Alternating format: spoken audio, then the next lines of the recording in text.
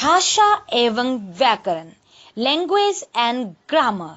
माँ ने बेटे से कहा, बेटा देखो, आज मैंने तुम्हारे लिए क्या बनाया है, तुम्हारा पसंदीदा खाना।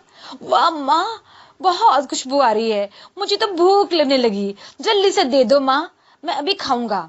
ठीक है ठीक है, कल तुम्हारा ना एग्जाम भी है, मैंने प्रश्न तैयार कर रखे हैं, उसके उत्तर भी तुम्हें लिखने हैं।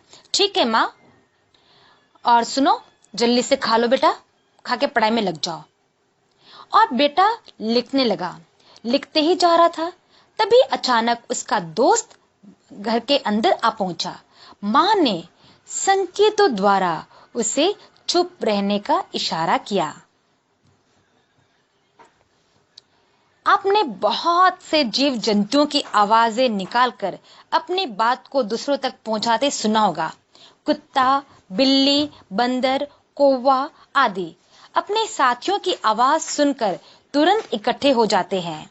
उसी प्रकार मनुष्य भी आरंभ से ही आवाजों के माध्यम से अपनी बात को आसानी से दूसरों तक पहुंचाता रहा है। धीरे धीरे मनुष्य की आवाजें निश्चित बातों के लिए इशारा करने लगी। इन्हीं आवाजों ने आज भाषा का रूप ले लिया है। अतः अपने भावों और विचारों के आदान प्रदान का माध्यम भाषा कहलाता है। भाषा के रूप, भाषा के दो रूप, मौखिक और लिखित। मौखिक भाषा। अंजलि कुछ दिनों पहले ही शिमला से घूमकर लौटी है। अंजलि ने अपने अनुभव दीदी को सुनाए और दीदी ने सुनकर दादी को बताए। यहाँ सुनना और बोलना वे माध्यम हैं जिनके द्वारा विचारों एवं भावों को दूसरों तक पहुंचाया गया है। यह भाषा का मौखिक रूप है।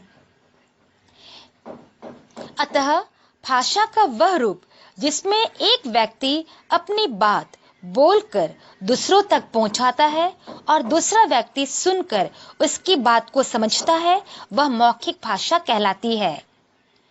लिखित भाषा। पुनीत का पत्र आया। रीना को पुनीत का पत्र पढ़कर अच्छा लगा। उसने भी पुनीत को एक पत्र लिखा। यहाँ पढ़ना और लिखना भाषा का लिखित रूप है। अतः भाषा का वह रूप जिसके माध्यम से विचारों एवं भावों को पढ़कर या लिखकर दूसरों तक पहुंचाया जाता है, वह लिखित भाषा कहलाती है। बोली। बोली भाषा का वह रूप है जिसका प्रयोग किसी विशेष क्षेत्र या स्थान पर ही किया जाता है। जिस बोली का संबंध जिस स्थान से होता है, वह वहीं तक सीमित होती है। बोली का प्रयोग सिर्फ बोलचाल के लिए किया जाता है। लेखन कार्यों में इसका प्रयोग नहीं किया जाता है, जैसे भोजपुरी, हरियाणवी, राजस्थानी, बिहारी, हिमाचली, गढ़वाली आदि बोलियां हैं। इनका प्रयोग इनसे संबंधित क्षेत्रों में बोलचाल के लिए किया जाता है। लिपि। प्रत्येक भाषा को लिखने का ढंग अलग होता है। प्रत्येक भाषा के ध्वनियों के चिन्ह भी अलग अलग होते हैं।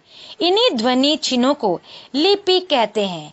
अतः भाषा के लेखन में प्रयोग होने वाले ध्वनि चिन्हों को लिपि कहते हैं।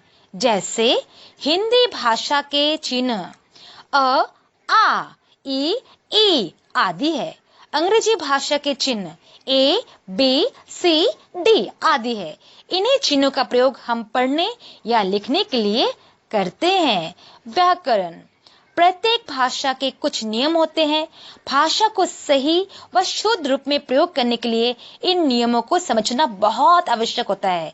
नियमों की जानकारी होने पर ही हम भाषा को सही रूप में बोल व लिख सकते हैं। जैसे रावण राम बाण मारा, इस वाक्य का अर्थ स्पष्ट नहीं है, इसलिए भाषा का शुद्ध रूप होगा, राम ने रावण को बाण से मारा। अतः व्याकरण वह शास्त्र है जो हमें किसी भाषा की शुद्धता के नियमों की जानकारी देता है। आइए यह भी जानें, हम सबसे पहले सुनते हैं फिर बोलते हैं, इसलिए भाषा को सीखने का सही क्रम है सुनना, बोलना, पढ़ना और लिखना। अलग अलग भाषाओं की अलग अलग लिपियां हैं, जैसे हिंदी देवनागरी, अंग्रेजी रोमन, पंजाबी गुरुमुखी, उर्दू फारसी। जब कोई भी बोली किसी लिपि का सहारा लेकर लिखित रूप में आती है तो वह भाषा बन जाती है। अवधी, ब्रज, मैथिली, खड़ी बोली ऐसी ही बोलियां हैं जो भाषा बन चुकी है। विचारों के आदान प्रदान का अन्य रूप संकेत है, पर हम संकेतों द्वारा प्रत्येक बात दूसरों तक नहीं पहुंचा सकते हैं, इसलिए इसे भाषा के रूपों में सम्मिलित नहीं किया जाता है। आज हिंदी भारत की राष्ट्रभाषा है। हिंदी राष्ट्रभाषा ही नहीं, भारत स्वतंत्र होने से पूर्व हिंदी भारत की संपर्क भाषा भी थी। संपर्क भाषा ही एक प्रकार से राष्ट्रभाषा होती है। संपूर्ण राष्ट्र के लोग जिससे परिचित होते हैं, जिसके बोलने, सुनने एवं समझने वाले देश में सर्वत्र मिल जाते हैं, वही भाषा संपर्क भाषा मानी जाती है। भिन्न भिन्न राज्यों के निवासी जब परस्पर संपर्क में आते हैं तो एक दूसरे की प्रांतीय भाषा नहीं समझते हैं।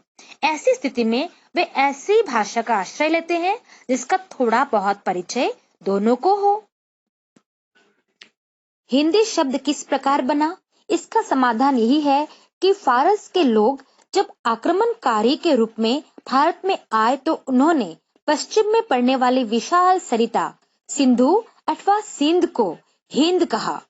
फारसी भी संस्कृत के समान आर्य भाषा परिवार की भाषा है। अंतर केवल इतना है कि संस्कृत का स फारसी में ह हो जाता है। संस्कृत शब्द सप्ताह फारसी में हफ्ता हो गया है।